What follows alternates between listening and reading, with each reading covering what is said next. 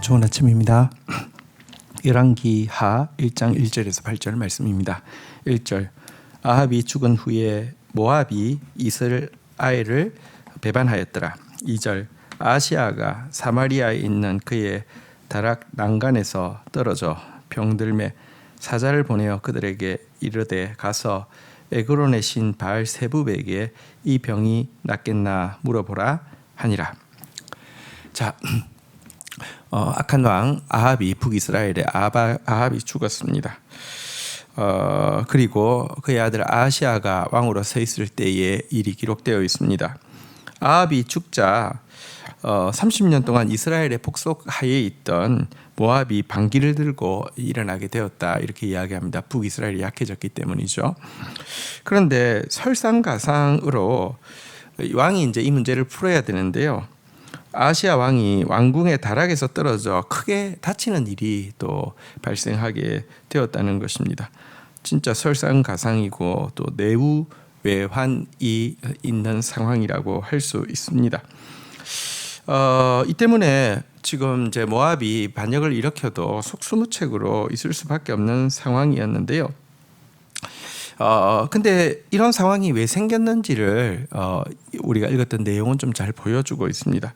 아시아는 자신의 낙상으로 말미암은 부상에 대해서 자기가 어떻게 될지를 알고 싶어서 에그론, 그러니까 블레셋의 한 그 도시 에그론에 있는 바알세붑에게 가서 자신의 운명이 어떻게 될지 물으라고 사자들을 당당하게 보내고 있음을 보게 됩니다.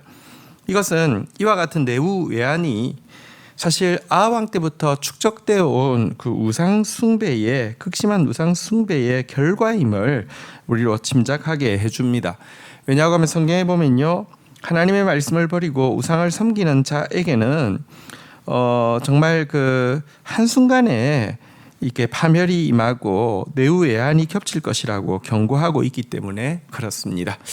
한편 여기에 나온 그 바알세붑이라는 이름은 실제 이름은 바알세불인데요.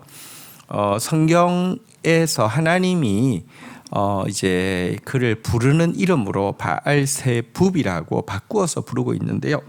바알세불이라는 것은 이제 왕의 주인이라는 뜻인데 바알세붑이라고 발음 하나 바꾸게 되면 파리떼의 주인이라는 뜻이 됩니다. 그는 왕의 주인이 아니라 파리떼의 주인에 지나지 않는다, 이렇게 조롱하는 이름이라고 할 수 있습니다. 우상은 사실 아무것도 아닙니다. 파리떼의 주인에 지나지 않습니다. 3절부터 보겠습니다. 여호와의 사자가 디셉 사람 엘리야에게 이르되 너는 일어나 올라가서 사마리아 왕의 사자를 만나 그에게 이르기를 이스라엘에 하나님이 없어서 너희가 에그론의 신 바알세붑에게 물으러 가느냐. 4절 그러므로 여호와의 말씀이 내가 올라간 침상에서 내려오지 못할지라 내가 반드시 죽으리라 하셨다 하라. 엘리야가 이에 가니라. 5절 사자들이 왕에게 돌아오니 왕이 그들에게 이르되 너희는 어찌하여 돌아왔느냐 하니 6절 그들이 말하되 한 사람이 올라와서 우리를 만나 이르되 너희는 너희를 보낸 왕에게로 돌아가서 그에게 고하기를 여호와의 말씀이 이스라엘에 하나님이 없어서 내가 에그론의 신 바알세붑에게 물으러 보냈느냐. 그러므로 내가 올라간 침상에서 내려오지 못할지라 내가 반드시 죽으리라 하셨다 하라 하더이다. 자, 이제 왕의 명령을 받아서 에그론으로 바알세붑에게 물어보러 가던 이 사신단에게 하나님의 명령을 받은 엘리야가 나타났습니다. 그리고 말했습니다. 이스라엘에 하나님이 없어서 네가 바알세붑에게 물으러 가느냐, 이렇게 책망했습니다. 여러분, 블레셋은 이스라엘에 하나님이 있다는 사실을 알고 있습니다. 과거 그들이 엘리 시절에 여호와의 법궤를 빼앗았을 때에 여러분, 그건 자기들로 큰 전승이었고 큰 이렇게 전쟁에서 얻은 그 엄청난 그 전과인데요.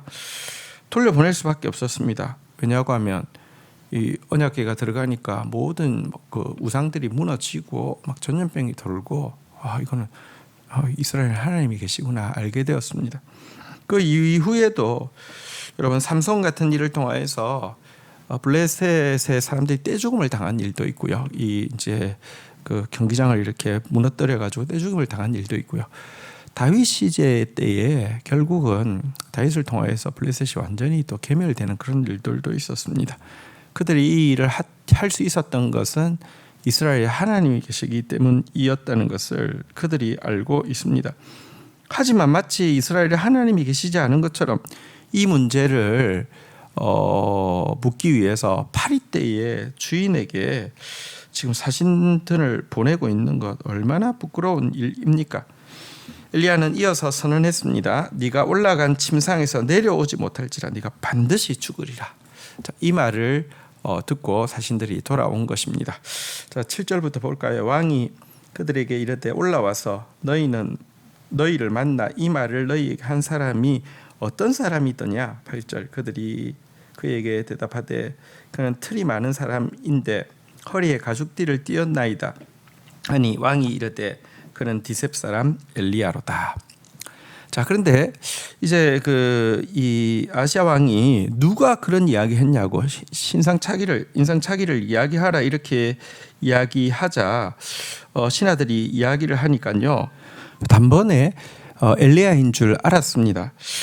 그런데 이렇게 단번에 이제 예를 들어 털이 많고 허리띠를 이제 이렇게 맸다 이 말로도 가죽띠를 띄었다 이 말로도 단번에 엘리야를 알았다는 말은 무슨 뜻입니까? 그가 평소에 어떤 여호와의 말씀을 전하고 있는지도 알았다는 것을 보여줍니다. 선지자를 알았고 선지자를 통해서 선포되어진 하나님의 말씀을 알면서도 하나님을 영화롭게 하지 않고 도리어 어리석게 우상을 숭배하는 아시아의 결말이 여러분 사실은 하나님이 기회를 주지 않아서가 아니라 그가 완악하게 악을 행함으로 말미암아 멸망할 수밖에 없다는 사실도 잘 보여주고 있습니다. 오늘 우리 이 내후외환 가운데 정말 가장 어리석은 수를 선택하고 있는 아시아의 길을 반면교사 삼아야 할 것입니다. 주신 말씀 붙잡고 기도하며 나가도록 하겠습니다. 하나님, 우상 숭배가 겹쳐지자 때가 참에 외부에서도 문제가 생기고 또 내부에서도 문제가 생기는데 더 문제는 생긴 문제가 아니라 그 문제를 풀매 있어서 이스라엘에 하나님 계신데도 불구하고 파리떼의 주인에게 묻고 있는 그런 악하고 어리석은 아시아의 모습을 봅니다.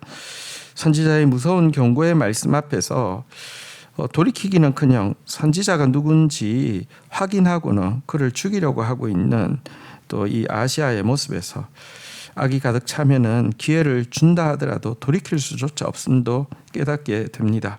하나님, 우리의 하나님이 우리 가운데 계십니다. 하나님의 말씀을 따르며 하나님을 섬기는 자로 또 문제가 있다 할지라도 하나님의 말씀 앞에서 속히 돌이키는 자로 살 수 있도록 저희들을 주관하여 주옵소서. 예수 그리스도의 이름으로 기도 올립니다. 아멘.